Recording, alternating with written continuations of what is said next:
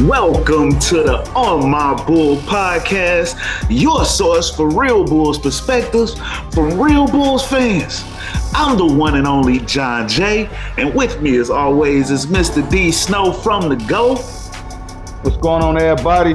Welcome to another amazing broadcast of the On My Bull, guys. I hope everybody's staying warm, staying out the way. How you doing, baby? Man, I'm doing wonderful, man, because as always, it's time to talk some Chicago Bulls.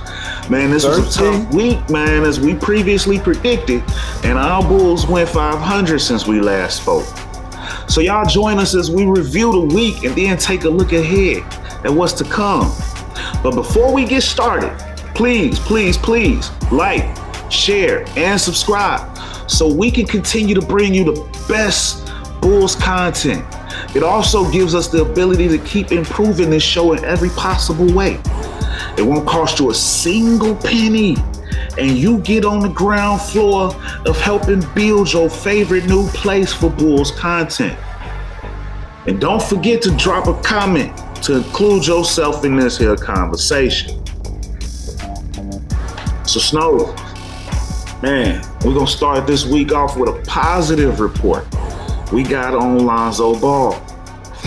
His rehab seems to be progressing, and he's now started running in water. So Snow, how much are our Bulls missing Lonzo? And what kind of impact do you think he could make this season when he returns? We are missing him like crazy. Lonzo Ball is one of the most unselfish point guards in the league. He is one of the only true point guards that are left in the league. And a lot of times people forget who he is and he falls on deaf ears because of the injuries. But we saw the difference with him out there last year. Hey, hats off to AO. He's playing some great basketball this season. He's really stepping up and showing us what he got. But what Lonzo brings to the game, nobody on our team brings. And for him to come back, he not only brings a floor general, a great point guard, but he also plays defense, the lost and forgotten art of basketball these days. Yeah. So, man, to bring that kid back, I mean, if we can get him back by any Christmas or any time after, he makes us get better immediately. So to hear that he's in the water, his legs is doing better, I'm excited to hear that because we need him on the court. He's going to make us a different team. He spaces the floor. He's unselfish. He takes shots when he needs to, and he's improved his three-point shot by so much. So I'm excited to get him back as soon as we can. Yeah, same here. His impact is just ridiculous. It's been mentioned time and time again, but it's still understated. Our team, everything changed when he went down. We were never the same, and we still have not been the same.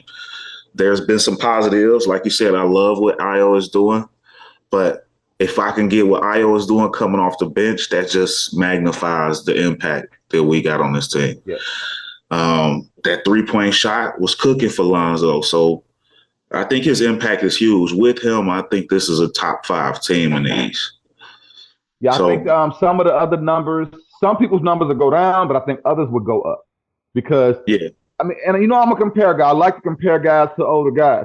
Lonzo is the only person I've ever seen that's anywhere near what Jason Kidd brings to the table. And Jason Kidd is my favorite when it comes to point guard passing.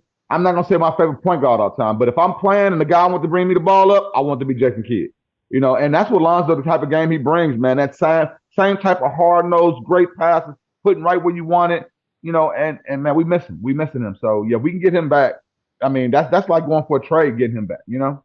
Yeah, you're right about that. That'll be huge for our team. And hopefully, like you said, it'll be before the end of the year, before trade deadline, so we kind of get a chance to see what we got and if we got to work somebody else in after trade deadline. So, but I think, once again, his impact, ridiculously huge. Yeah. So, moving on. Zach Lavine finally started playing in back-to-backs this week. Something that kind of surprised me this early. And although he had an outstanding game against Brooklyn, he's still trying to get himself back to normal. Do you think Zach will find his way soon and get back to his high-flying, high-energy self? I think he still has it in the tank. I mean, 26 going on 27. I think they're doing the right thing. We talked about this last week. Bring the guy along slowly. You know, hey, we just gave him a bag. Why give him a bag full of money and then go put him up? You know, so bring him along slowly. we already know it's going to be tough in the East anyway. You know, who cares about who's at the top? It's about making it.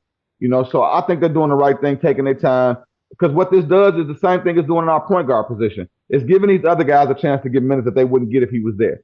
So this can only make our team get better if these guys take advantage of it, which we are starting to see. Because in the beginning of the season, it was kind of slow. But we are starting to see where the young guys are starting to take advantage of these opportunities.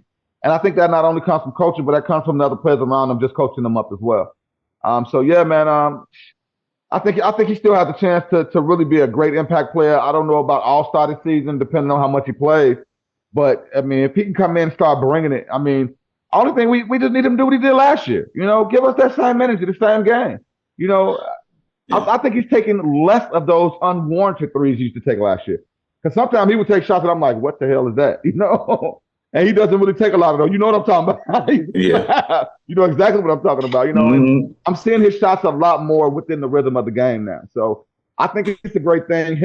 Because he gets a chance to sit back and see, okay, where I fit in at, instead of being like, okay, this is my spot. Let me do what I want to do. It's about us all working together. And I love what Coach is doing. Yeah, you're right. And I think All-Star is still a strong possibility for Zach. One, because Chicago votes. It's a huge market. So, I mean, people like to get Bulls in there. I think it will be harder because you got guys like Donovan Mitchell and DeJounte Murray that's come over. But I just think it's still a slow ramp up for Zach. I think we will see him later on in the season back to his normal self. We saw a snippet of it in the Brooklyn game. But then he played a back-to-back, and he still got to work his way back up. He didn't get a chance to play much this offseason. He didn't work out much. He did a lot of rehab. So the best way to get back into shape is on the court. I believe we're going to see improvement, and I think it should be fairly quickly. I don't want to put an exact timeline on it, but I believe in Zach. I got a lot of faith in Zach, and I think Zach can get back to that 24 to 27 point a game player that we've seen the last few years. And his highlights mean something to us too. Those breakaway dunks, it feeds us, the crowd. Like, dude, we need him out there. He is that guy that we've been waiting on. I've always been a Zach fan, so I'm rooting for him to win. You know, for him to be on my team was exciting to me. It was very encouraging though to see him in the back-to-back, because I had low expectations for that Charlotte game because I didn't think he was going to play. I mean, I still thought we should win, but I just didn't expect to see him. And when we saw him in the starting lineup, it was like, okay, they little ramp up for Zach. So I'm feeling it. Yeah, I'm loving it too. It's because you know they're not going to put him out there unless he's ready to go. So yeah, that's he knows. He knows he's not where he's been at, and he's such a competitor. He'll work overtime to get there. I believe in him. So last week, DeMar Derozan scored his 20,000th point. This week, he had a 46-point game against the Boston Celtics. It's clear there is no regression this year for Mr. DeMar. Do you think he can get himself into the MVP conversation now this year? Gonna be tough. It's a lot of great players out there. I mean, we just talked about Spider. I mean, that kid. I mean, it's some really good. The East is so stacked this year. The only way that DeMar can see himself in the MVP race is we have to have a really good record. You know, and it's gonna be tough for us to do what we did last year. I'm not saying that we can't do it because we're missing Lonzo. Lonzo helped us win a lot of games last year before he went down, and we were just a different team when he was out there. But I can say this, man, he is playing ball. And this is what's crazy is it's so many great stories and so many great players going on right now that he is being overshadowed right now. You know, because he is putting up some numbers already in the early season without shooting a lot of threes like he does every time. So but you got so many video game numbers by other players. Man, these guys are putting up numbers that are just, I mean, not only are they putting up the numbers, but the highlights go with it.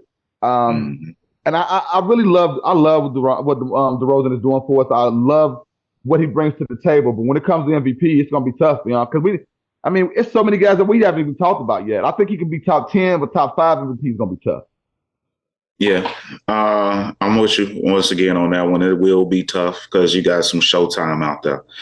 But if he can get them into the top 5 or top 4, you definitely got to consider him. But he's not the flashiest. Yeah, he's not the flashiest. Yeah. He's not gonna get all the votes that we don't expect him to get. You know what I mean? Yeah, exactly. But I expect him to keep on with the trend of another strong season, man. This is a resurgence in I expect his him to career. average 26, 27 a game. 26, 27 a game. 4 assists, 4 boards. Yeah. Yeah, and this is one of those rare occurrences where in this time of his career, a player has gotten better. We're seeing the best version of DeMar DeRozan. He's actually in his prime. You know what I mean? Yeah. He's probably on the latter end of it, but he's in his prime right now. Yeah, so this is when you would normally see a regression. Yes. This is when the regression is supposed to start, but he has skyrocketed. I mean, he's the best he's been. So something about can he those get in the conversation? It'll be tough.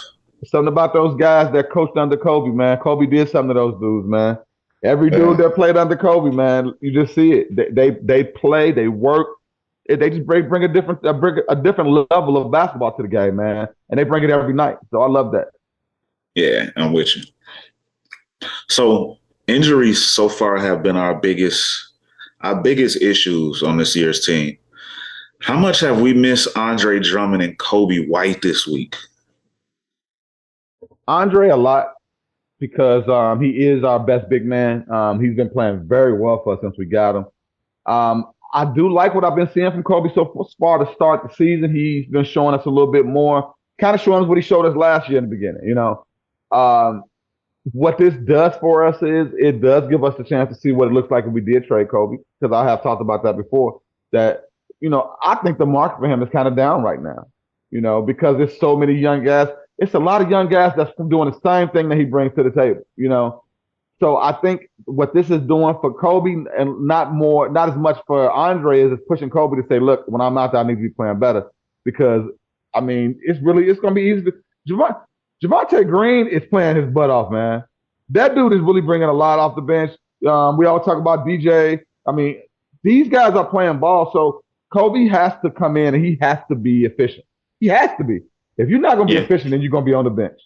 You know, with Drummond, he knows who he is to our team. He knows what he does for us and what we need. So I think we need him out there. You know, I'm hoping the injury was something slight and he'll be okay, but we need those guys. You know, we do have the best bench in the NBA right now, if you ask me. Yeah, it's definitely nice. I think we missed them both tremendously. Andre Drummond, the size and physicality, the energy that he had been bringing, the chemistry with Dragic, we could have definitely used him in that showdown against Embiid. I was expecting to see him play, and when I said that I thought we was going to win, when I found out he was going to be out, it hurt. And you see, I changed my pick at the end when you told me that. Yeah, well, I didn't know that he was out last week. Yeah. I didn't know until game time that he was out. I mean, and the sad part about it is I predicted that exactly. Like Embiid, and then it's not only did he take over the game, but after the game to say he owns us, like, bro. Yeah, he came with the Aaron Rodgers line. Hey, man, I mean, if you watch that game, man, they couldn't stop him for nothing. They was trying to, and he just did whatever he wanted to. And we got to get that hex off us, because every time we play him, he just knows what he could do against us, you know? Yeah, Vooch, although Vooch has been having a nice year this year, he's not equipped to handle Embiid. It just can't. Yeah. So I was really hoping to see Drummond in that matchup. Hopefully next time we see them, he's back healthy. And as far as Kobe is concerned, shooting. He had been playing some of his best ball. This might hurt his consistency. He's definitely going to drop his minutes back down when he gets back to work his way back up. And we definitely could have used some extra shots against Boston, you know, instead of Pat Williams taking late shots. Man, Pat hit that last shot. Wide open. Hey, and I love the confidence. I am happy. I'm happy at his progression. He's improving. He's being more confident, but that wasn't his shot. If Kobe was playing, he probably in at that moment. But that's coaching too, though, because at the end of the game, Pat shouldn't have been in that spot to take that shot. There's other guys that can shoot better, or have Pat closer to the corner. He shoots a better percentage from the corner than he does from the key. So I think it would have been better, you know, to have somebody in that position, or maybe have Pat a little bit over, or maybe even Pat to take one dribble and step in and take a shot. You don't have to shoot the three. But that's what we're stuck at in the NBA now, where everybody loves that 3-point line. It's nothing wrong with driving. You know, and I know you worry about, you know, man, people take a lot of charges these days. One dribble, take the easiest shot. I think Pat is a much better 2-point shooter than 3-point shooter. So, but that comes with coaching, that comes from practice, and Pat being in that position more. So for me, I'm happy that he took the shot. That shows me aggressiveness, the thing we've been begging him for. He didn't get it, and then look around, he got it and shot it with confidence. If it goes in, we're saying something different right now. And it was barely off. It's not like it was an air ball or something. So I am happy with what I saw from him there. But yeah, man, I need Pat to continue to show us this improvement. Defensive wise, though, man, he's been playing some great defense. Man, I saw him playing against some of the best.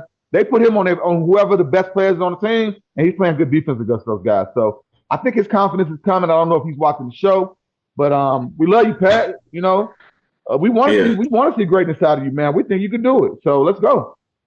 Yeah, most definitely. But as far as Andre and Kobe, we definitely can't wait to see them back. Hope so. It's already a hit without Lonzo. Without those guys, it's very tough to win. So definitely need them back. They are both valuable to this squad. Scoring games now, man. Yeah. First person to 120 win now. Exactly. So this week, Bulls legend Joakim Noah joined JJ Redick on his Old Man in the Three podcast. And he talked about Derrick Rose and his killer instinct and his importance to the city of Chicago. I know you remember those good old D Rose days, Snow. How much did D Rose mean to you in his run, his Bulls run? We could do a whole episode on that, man. I am the biggest D Rose fan. I don't care what nobody else says. No, man. Derrick Rose meant so much to the city. Not only because he's from Chicago, born and raised, with the Simeon, won the city state title, I think 2 years in a row. Then with the college, went to the championship game. Almost took the Bulls to the championship. Derrick Rose is what Chicago's all about. Hard working, nose to the ground, like we go hard. And that's what Derrick Rose was. He was that little shining bright, star for us, that rose that grew out the concrete. And when he went down, I'll never forget because it was on my birthday. I'll never forget the first time he got hurt was on my birthday. And that hurt me. Like, it hurt me bad. And it hurt a lot of us, man. I'll never forget when they traded him to New York to see him cry on that documentary, man. That made me cry. Yeah. And the people don't understand, man, this is what sports is all about to me, man. Sports is about finding players you like, and then you feel like y'all family. You feel like you know that person better than your own family sometimes because you love that player, And I always tell people, Michael Jordan made me like basketball. Kobe Bryant made me love basketball. D Rose made me adore basketball. I used to go to D Rose high school basketball games. I went to the championship game the year he was a junior because I went to George Washington. They played George Washington, and it was just fun, man. I saw him dunk on DeAndre Liggins, and it was nasty. If you can go find that highlight, it's out there. He dunked on DeAndre Liggins in the United Center, and it was nasty. And I'm telling you, man, just the energy that D Rose brought to us as fans, man.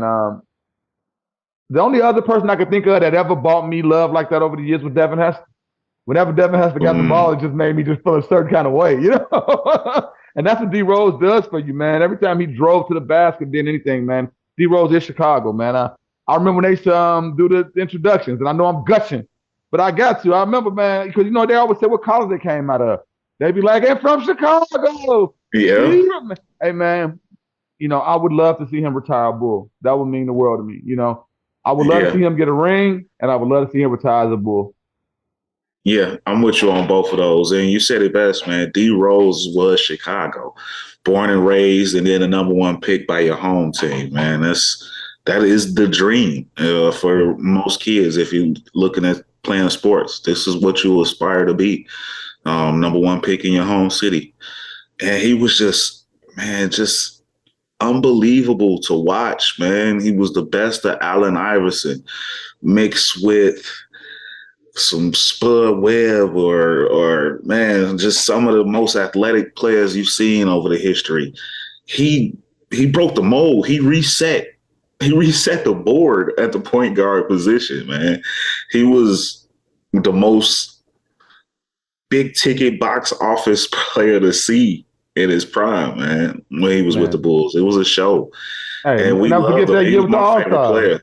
Never forget that year with the All-Stars. Everybody when dancing. My man they said, dancing, and he was just there. Yeah.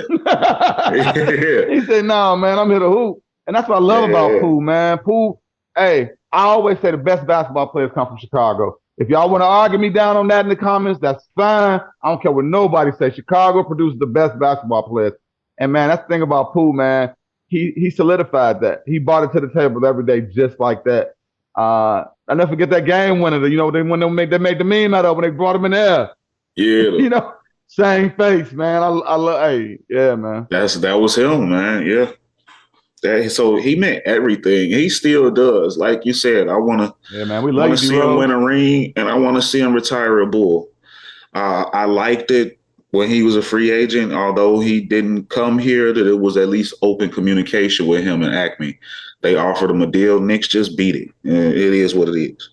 But I think that tells me that there's still a good chance that we can see him finish his career out in the red and right black. Now, we don't have a position for him. I don't know where he would fit. You know, we would have to get rid of somebody for him to play for us now. But I mean, I love D Rose, man. I am about winning. I'm not, sometimes you got to let go of the emotions when you want to win. But if we could find a way to bring him back, I would love that. Maybe that's your Kobe trade. Man, I'd do it in a heartbeat. I would too. The numbers I don't know too many that wouldn't. The numbers match. And for New York, they'll be getting a young player, up and coming player. I mean, hopefully we can bring that. Hopefully we put that in the air and then it comes to fruition. yeah. Let's get one more. Let's get him. We sent one you to more New round York. With D Rose, man. Let's get him back from New York. I think he got another 3-4 years in him too, because he plays at a slower pace now. And he just gives you 20, 25 minutes a game, and I would love to see him on our team. I think it would be awesome, man. I would love that. Yeah. I want to see that just for the city, man. The city would go bananas if he came back. Oh, it would be crazy. Yeah. So this week is going to be a short one. It's still tough. Definitely tough. I don't want to understate that. They don't forget to go out there and vote, y'all. Yeah, without a doubt. They got a back-to-back home and home, back-to-back nights against the Toronto Raptors. So they going to Toronto and then home to Chicago the very next day. And then they're going to host the New Orleans Pelicans, somebody who we got a lot of high expectations for. So can our squad put together a winning week before some much needed rest these last, for a couple of days? Well, I called it last week, and I think we're going another 500 week, man. It's just. Well, I mean, that's not positive. It's only 3 games, so we can't go 500. So, Mr. Analytics, I'm going to say.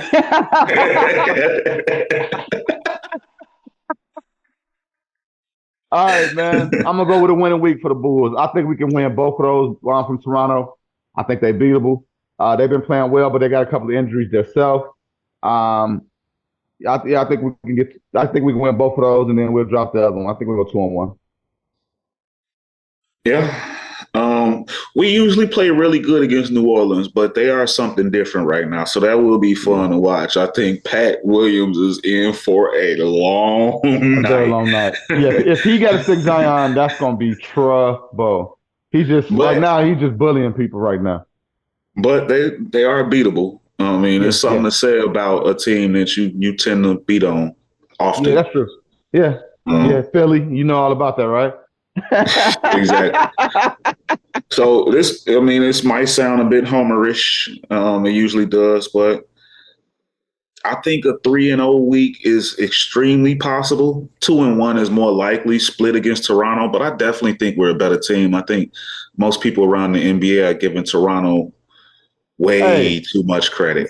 Shout out to Siakam, though, man. Siakam is playing some ball, man. They good. Siakam and Barnes and Van Fleet and all of them, they're good. Yeah. But we tend to beat them too often. So I think a 3-0 start or 3-0 week is definitely a possibility. At me in the comments. Tell me what y'all think, who y'all think is the better team, the Bulls or the Raptors. But I think we can get back to our winning ways, and hopefully next time we have a conversation, we're +5. We're over 500. Would be nice. We right there though. It's not like we, when you look around at what's going on in the league and all the parity and everybody playing better, we're right in the middle and in the thick of things. So still early. Yeah. I think it's going to be a lot of. This year's going to be a lot of teams with like similar records at the end. Watch, I really see that. Yeah, it's a lot of playoff teams. It's a lot of playoff teams with slow starts this year. So yeah, you're right about that. And we've had a tough start to the season. Our schedule was brutal to start off. Yeah. And it's still tough. We ain't did the circus trip yet. No, that's coming up. That's around the corner. That's right around the corner. That's the one I'm not excited about. Golden State, Lakers, Clippers. That's when it's gonna get tough. That's when we're gonna see what we made of. So, final thoughts on the Bullies? Man, 500 isn't bad. It's nice to see us competing every night. We're not getting blew out when we do lose. The teams we lose to are very good teams. So I have nothing bad to say about these guys. They're bringing their hard hats and their lunch pails every day. You can't win them all, but as long as we're competing, that's what matters. I'm excited to see what we do this week. Like you said, there's a chance that we could sweep all 3 games. But if nothing else, 2-on-1 should be feasible. What about you? Yeah, I'm interested in seeing these 3 games. And after Wednesday, the Bulls don't have a game until Sunday. So that little mini break is much needed for a team that's been hit with some injuries like we have. Yeah. So I'm happy for that in the schedule. Like you mentioned earlier, don't forget to go out and vote. Everybody in the league will be playing on Monday. If you weren't aware, there are no games scheduled for Tuesday on Election Day. The stadiums will be used for polling. So enjoy your Monday games and then go out there on Tuesday, get it in, and then we right back at it on Wednesday. So interesting week. Looking forward to for our squad. And that's about it. Can't wait to get back at this and hopefully coming back and talking about a winning streak. Yes, sir. Hopefully talking about Lonzo Ball coming back in another month or so. Yeah, most definitely. 100% with you on that. That'll change us up so much, man. And I'm excited to see what Kobe's going to do when he comes back this week. Let's see if he does fall off or does he continue to shoot well. I want to see some consistency out of him. That's what we need out of Kobe White right now. Andre Drummond, we need him on the floor. I hope we definitely see Kobe this week because we're going to need him against Toronto, both those guys. Yeah. That's going to be a physical back-to-back. Now 10 games into the season and the Bulls, they still sit at 500. Hopefully they can bounce back with a strong 3-game week against some up-and-coming teams, tough teams. From us here at the On My Bull podcast, let's go Bulls. And we'll holler at you next time. Love and happiness, man. Like, share, comment, subscribe. Also, RIP to the young boy takeoff for the Migos, man. Y'all stay safe during the holidays, man. And please stay out the way. Much love from us out here at the On My Bull podcast, man. Yeah, no doubt. RIP takeoff. And catch you later, Chicago. Peace. Peace.